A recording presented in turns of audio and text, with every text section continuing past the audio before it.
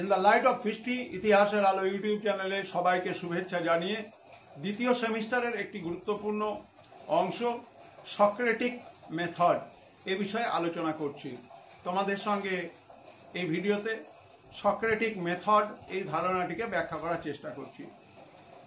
আমরা জানি যে সক্রেটিস তার যা কিছু চিন্তা ভাবনা সেগুলো কিন্তু লিখে যাননি, বা বিভিন্ন ধরনের তাকে পরিস্থিতির সমস্যার সমাধান করবার জন্য সময় ব্যয় করতে হয়েছিল বলে তার লেখার মতো হয়তো সেরকম সুযোগ হয়নি।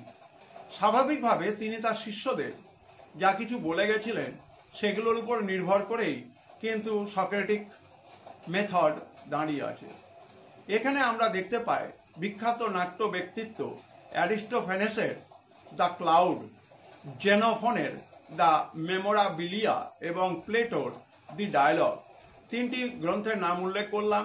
নাট্যকার অ্যারিস্টোফেনেসের দ্য ক্লাউড, জেনোফনের দ্য মেমোরাবিলিয়া এবং প্লেটোর দ্য ডায়ালগ। এই গ্রন্থগুলোতে কিন্তু সক্রেটিসের মতবাদ এবং তিনি বিশেষভাবে যে সমস্ত নিউ থিওরি দিয়েছিলেন বা নব্য মতবাদ দিয়েছিলেন সেগুলি আবার জেনোফন বা অ্যারিস্টোফেনেস মেনে নিতে পারেননি। প্লেটো ব্যতিক্রম ছিলেন, কারণ প্লেটোর শিক্ষক ছিলেন সক্রেটিস। সুতরাং প্লেটো তার শিক্ষক এবং দার্শনিক সক্রেটিসের মতবাদকে নস্যাৎ করেননি, এবং তিনি যেভাবে তার ডায়ালগ গ্রন্থে সক্রেটিসের বিভিন্ন চিন্তা ভাবনাকে তুলে ধরেছেন তার উপরই কিন্তু নির্ভর করে বলা হয় সক্রেটিক মেথড বা সক্রেটিসের প্রবর্তন করা মতবাদ।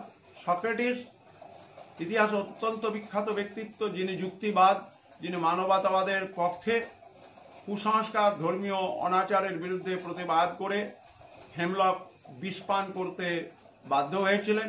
সুতরাং তার কাছ থেকে আমরা তার লেখা হয়তো না পেলেও তার শিষ্যদের সঙ্গে তার যে সমস্ত কথোপকথন হয়েছিল সেখানে তার রাজনৈতিক চিন্তা ভাবনা, তৎকালীন ইউরোপের প্রেক্ষাপট, এগুলো ধরা পড়েছে, যার উপর নির্ভর করে আমরা সমাজবিজ্ঞানে, রাষ্ট্রনীতিতে, মানব চিন্তায় এক নতুন ধরনের মতবাদকে খুঁজে পাই। এই নতুন মতবাদকে বলা হয় সক্রেটিক মেথড। ভিডিওগুলি ভালো লাগলে in the light off history ইতিহাসের আলো ইউটিউব চ্যানেলকে সাবস্ক্রাইব করবে, শেয়ার করবে, এবং তোমাদের যদি ভিডিও বিষয়ে কিছু বলার থাকে কমেন্ট বক্সে লিখবে। সবাই ভালো থেকো।